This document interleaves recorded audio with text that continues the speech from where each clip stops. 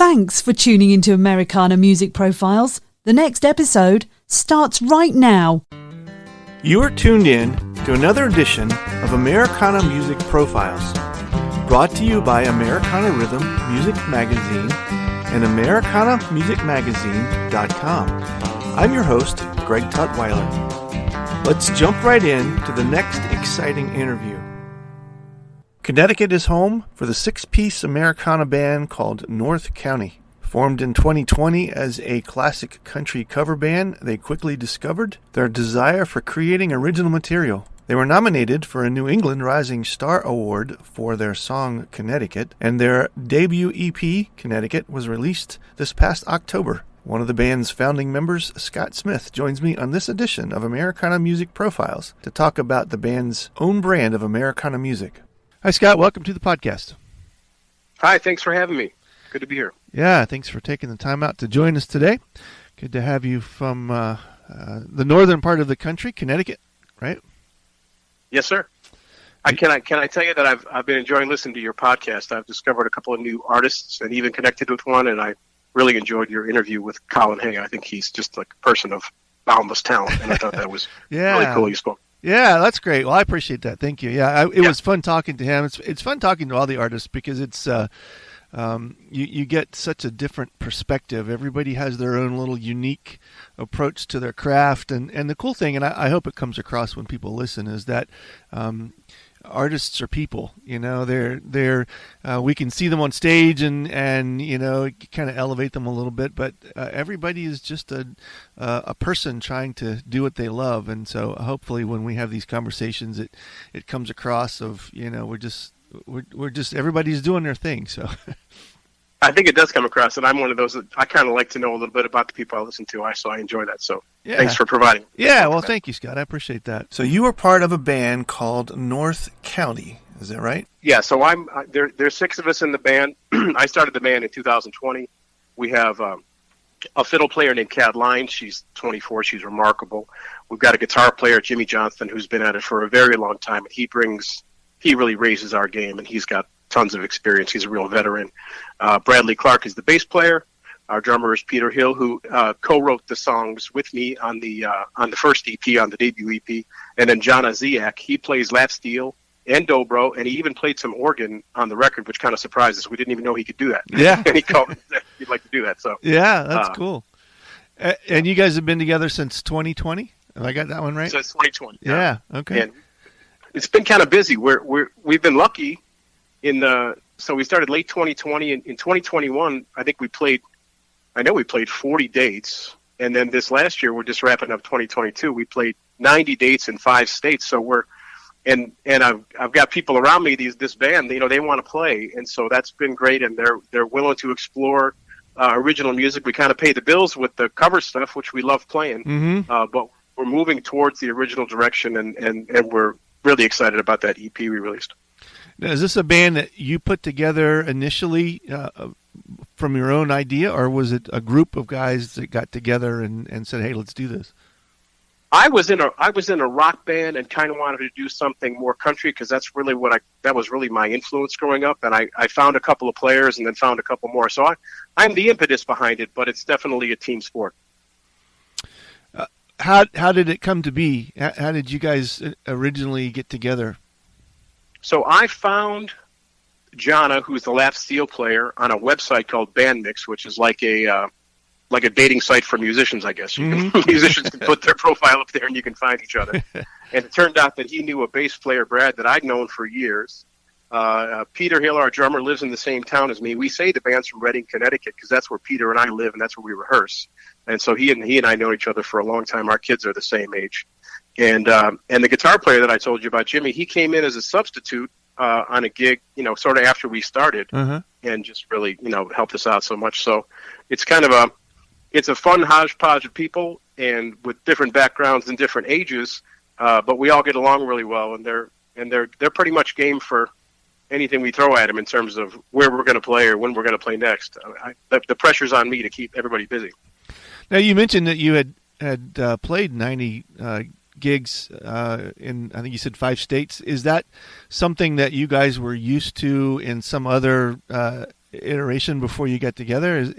Or Me, not at all. No, the last band that I was in played 5 to 10 dates a year, and so. Wow. But what happened with me? I have 3 children who were all multi-sport athletes, and so they're now in finishing high school and in college. So this has freed me up to do a lot of this. Yeah. And the other folks in the band are at a stage in their life where they're game for doing this. So we've got a good mix right now, and we didn't set out to play all over the Northeast, but we've started to, and as the opportunities increase, and I've offered the gigs to the people in the band, they just keep saying yes. So we're gonna go until our families tell us we have to stop, or whatever. Yeah, that's cool.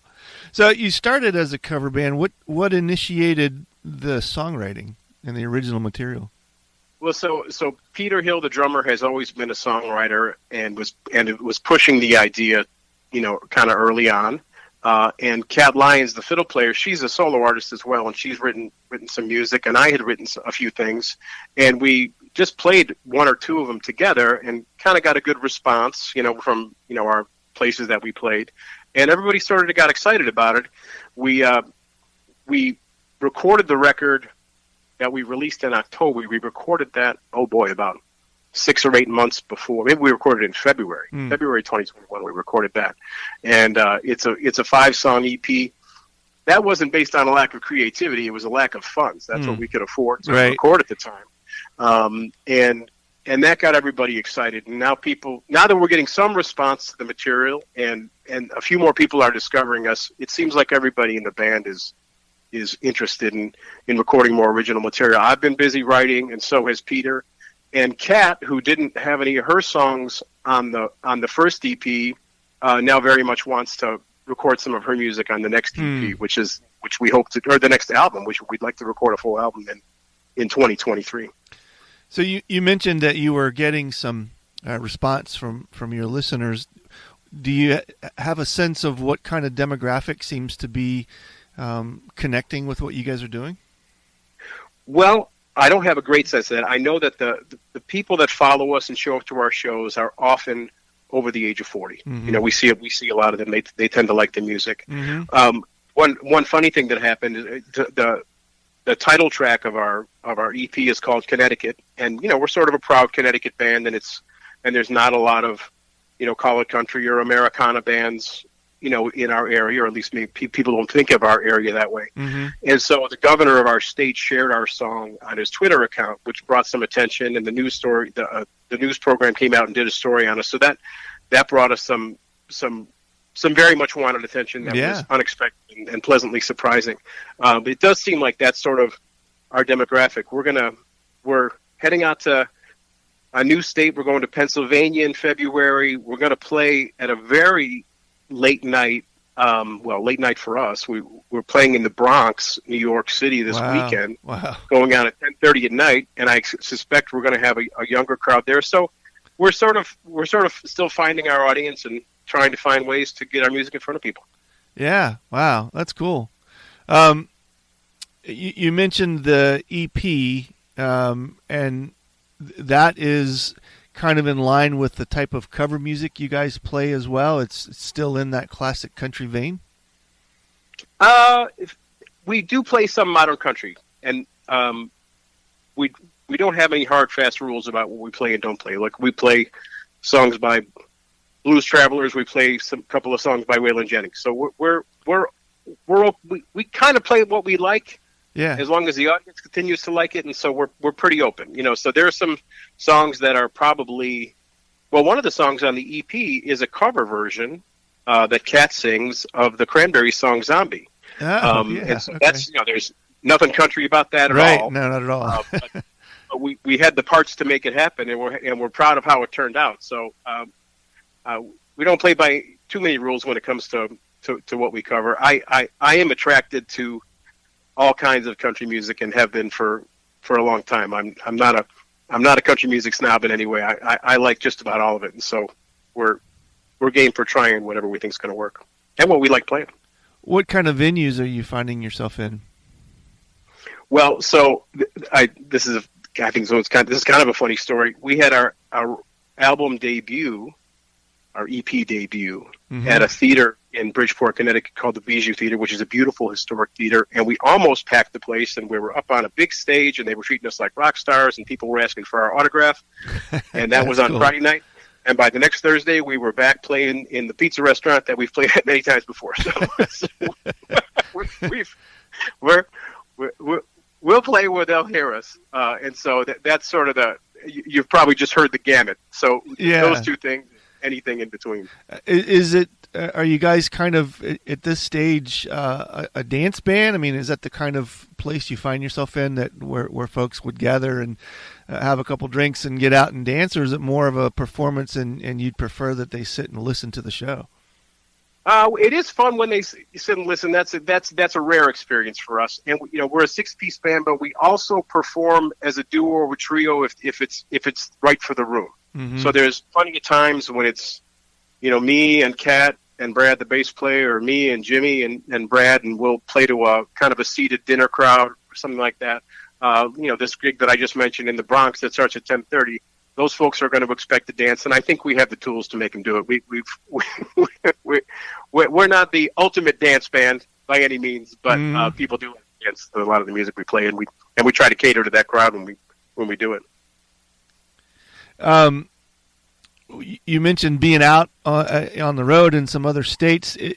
Do you guys go out for an extended time? Are you guys still, to use the word, weekend warriors? Is there other things that you guys do during your other time, or are you trying to make it more of a full-time thing? Everybody has a day job of some sort. My schedule is pretty flexible, and some others aren't quite as flexible. We spent 7 days this summer playing in Massachusetts and Maine, and then back home, and then made it back home. Mm-hmm. And I think we'd probably do that a couple more times. If we did that once in 2022, I suspect we'll do it 2 or 3 times in 2023. And it may mean that we travel as a 5-piece if we don't have everybody. So it's an interesting balance to make it work. To play as much as we can, and we're gonna we have the new material we're working on, and we've got a plan to showcase that in February at a small club. So we're going to do a all original set there, which is not our typical thing. But as we move in that direction, we want to prepare ourselves for recording, and we want to test out new material in front of audiences that'll be receptive to that. What's the long-term dream with it? Do you have one yet? I can't say I really have one. I mean, I'm living my kind of songwriter's dream right now. I'm able to, I have the time to write what I want, and I'm surrounded by a group of people that are incredibly talented, that are game to be on board. So I want to ride this train as long as I can, and exactly where it's going, I don't know. I don't care. I don't care. Is it something that you guys have made space for in your thinking to longer further out travel, taking the original material and getting some sort of little tour together? I hope to. And one of the things we did is at that album release show I mentioned, where we were able to get a videographer who's producing 2 different promo videos for us. Cool. One of the cover stuff that we can use to sell ourselves to places that really want that, and then one of our original material we played, a short video that we can use to show places that showcase original material. And so we'll have that back in our hands pretty soon. And part of my job this winter is to push that out into the world and try to find out people that are looking for original music. We've sort of, I guess we graduated one step last year in terms of the kind of stages we were playing on. The hope for this coming summer is that we'll find a festival or 2 that'll pay attention to us, and some of the bigger sort of municipal type events where more people can hear the stuff, and that'll be the work of the wintertime, is trying to find those opportunities. What kind of festival? And we would travel. I asked the band, can we go here? And if they say yes, we go. Yeah, awesome. What kind of festival do you see the original material fitting in? Well, so I know that so you're doing Americana music profiles, and if you had to ask me to tell you the difference between Americana music and country music, I'm probably not the right guy to do that because I don't fully understand it myself, to be honest with you. Yeah. I think that there may, there might be a folk music festival that would be attracted to our sound, maybe an Americana music festival, maybe a country music festival. We try to knock on as many doors as we can. Yeah. I think Americana is a big umbrella, and there's a lot of genres that fit under that umbrella of Americana. And Americana seems to be loosely non-commercial, non-top 40, but it's not rock, or hard rock at least. It's not rap. It's, it's not commercial country. It's not deep jazz, but there are elements sometimes that float into it, I think, depending on who you ask. What the definition of Americana is. I think the original version was alternative country, which was a form of country that wasn't really mainstream, that was closer to original, older school style country, that had more authenticity in it, that seems to come out of some of this machine-made top 40 country kind of stuff that hits the radio these days. So that's kind of the window that we operate under, and of course bluegrass and folk and roots and all that kind of stuff fits in it, as well as alternative country, at least from my perspective. And I think it's a fun conversation to have, and as I if I just listen to, if I have the computer algorithms throw me roots songs or folk songs or bluegrass songs or country songs or Americana songs, I tend to like all of it. I will say, you said non-commercial, and certainly our music at the moment is non-commercial. I would have to agree with that. Well, we've created a playlist on Spotify called Americana House Party, and it's kind of our interpretation of what Americana represents, and a lot of the artists that you would hear on there are artists that we've worked with over the last 15 years in some capacity, and so. Yeah, that when somebody asks me, I just point them to that playlist and say, "Well, I'll take that advice and I will listen to that." Thank you for that. Sure. So you guys actually did get some recognition, if I read that correctly. You were nominated for a Rising Star Award. Is that right? Yeah. So the New England Music Association has an awards ceremony every year. We were nominated for Rising Star of Connecticut. We didn't win, but a terrific band from Connecticut won that we met and we saw them perform, and it was very well deserving, and we were very honored to be nominated. Yeah. That was a cool thing for us, and we brag about that anytime anybody listens to us. Right. Yeah, those feathers always help spread the word, for sure. Yeah. You mentioned earlier when we were talking about a new record that I'm assuming is in the works. You've got material already together for that. Is that right? We do. We probably. I'm imagining this record would have 8 to 10 songs, and I know there's 3 that everybody in the band is sold on. And we're actually meeting on Monday with me and Peter, the drummer who writes songs, and Kat, and we're going to go.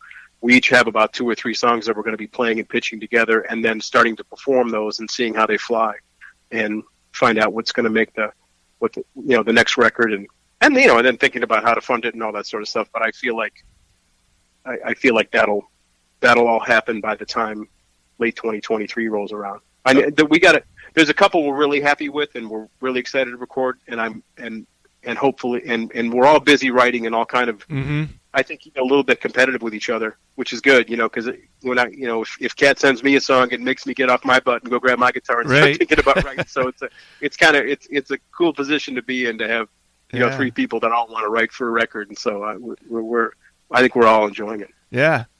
So if folks want to catch you live, you're mostly in the Northeast, it sounds like. If they Right now in the Northeast, our performance schedule is always on the website.